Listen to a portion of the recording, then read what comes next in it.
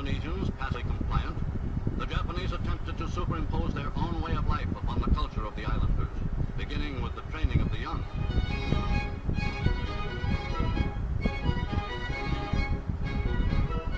Resentment among the natives soon began rising, as thousands of them were forced into service in a Japanese-trained army, or pressed into slave labor.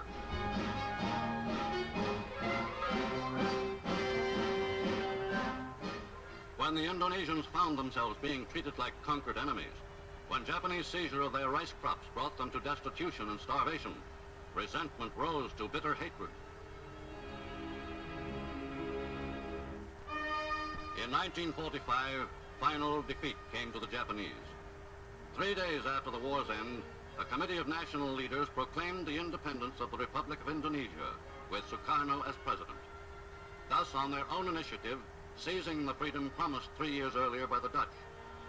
With the Japanese defeated and no allied forces at hand to take over in their place, nationalist feeling swept the people of Indonesia.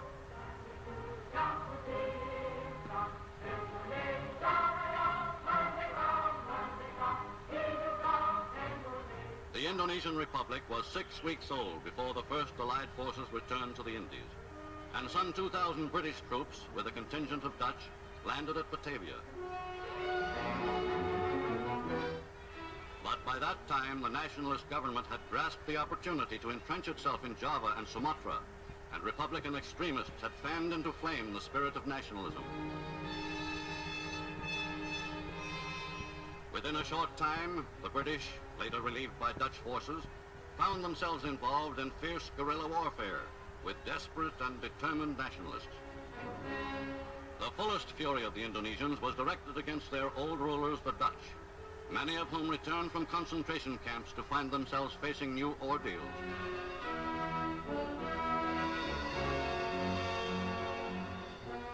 Other internees were released from their camps only after months of terror, during which they had been held as hostages by the Indonesians.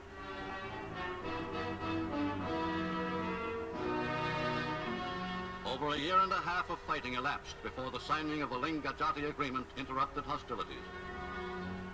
Negotiated by such able and fair-minded men as Premier Syahrir of Indonesia and Acting Governor Van Mook of the Indies, the agreement provided for the establishment by 1949 of Indonesia, Borneo, and East Indonesia as separate republics, comprising the United States of Indonesia, to be co-equal partners in union with the Netherlands. The separate republics of Borneo and East Indonesia were largely creations of the Dutch government, which had encouraged their political independence with the understanding that they would remain under the crown in the proposed Netherlands-Indonesian Union. This political division of territory still left the Dutch with considerable influence over large areas of the Indies. In the Republic of Indonesia, Dutch troops stood fast on the lines of demarcation fixed by the Linggadjati Agreement. But tension mounted as each side accused the other of refusing to live up to the loosely drawn and variously interpreted pact. Claiming complete failure of the Republicans to meet their obligations, the Dutch moved out from their agreed positions into Indonesian territory. And launched a large-scale offensive.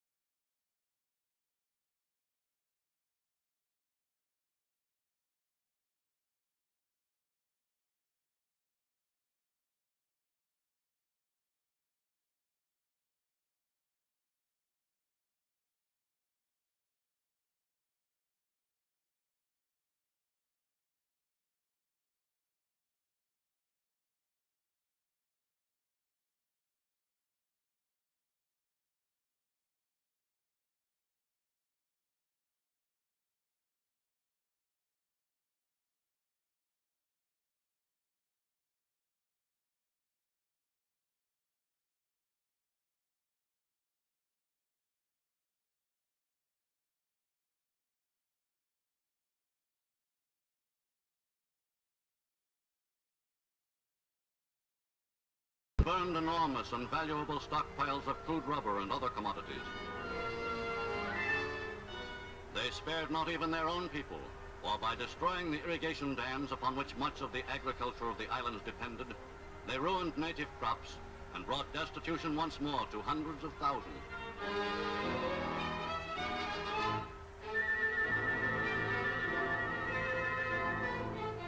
With bitter warfare deepening the hatred between Indonesians and Dutch, and making any rational settlement of their differences less and less likely, the first move to end the impasse came from outside. The Security Council of the United Nations issued the sternest resolution in its history, calling upon both sides to cease fire immediately and compose their differences by negotiation. But between the antagonists, resentment had become too intense, and distrust of one another too deep, even on the part of leaders like Acting Governor General Van Mook, inclined to moderation. What is the basic trouble between the Dutch and the Indonesian Republic? Our trouble is not with the Republic, it is with this present self-appointed Republican government. It is unable to provide anything like a regular administration. And among reasonable men in the opposite camp, like Indonesia's Tambu, the feeling of distrust was equally strong. The Republic of Indonesia has been functioning with an independent government for over 2 years, yet the Dutch are trying to reimpose colonial rule. Republican leaders say they can't trust your government on the independence question. Our promises of independence were made by a large majority of a freely elected Dutch parliament. We have, I think, a good record of doing what we undertake to do. The path of Dutch colonial history is strewn with broken promises. In 1918, they promised us internal autonomy. That promise was not kept. In 1942, the Dutch Queen promised us voluntary cooperation between Holland and Indonesia on an equal basis. That promise wasn't kept. In October 1946, we signed a truce agreement with the Dutch. They broke that agreement too. The Dutch charge that the Indonesian Republic has not carried out the promises of the Linggadjati Agreement. We Indonesians have kept every promise. We wanted to submit our differences with the Dutch to arbitration, as called for by the Linggadjati Agreement. But the Dutch repeatedly refused our requests, tore up the Linggadjati Agreement, and 1 hour later launched a full-scale attack on us. Our action was taken to end the anarchy into which the Republican Revolution was developing. In Holland, where the government is seeking a way to terminate strife in Indonesia, the Dutch are facing one historic fact.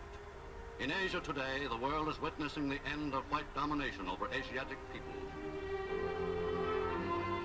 But far from clear are the effects of this fact on the future of the commercial enterprises which have grown rich and powerful through trade with the Indies, enterprises which form a substantial part of the Dutch economy.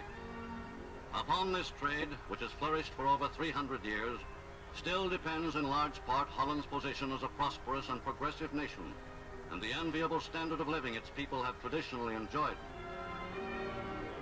Today, the Dutch are confident that through the sober industry which has carried them so far toward recovery, they can regain a measure of their old prosperity.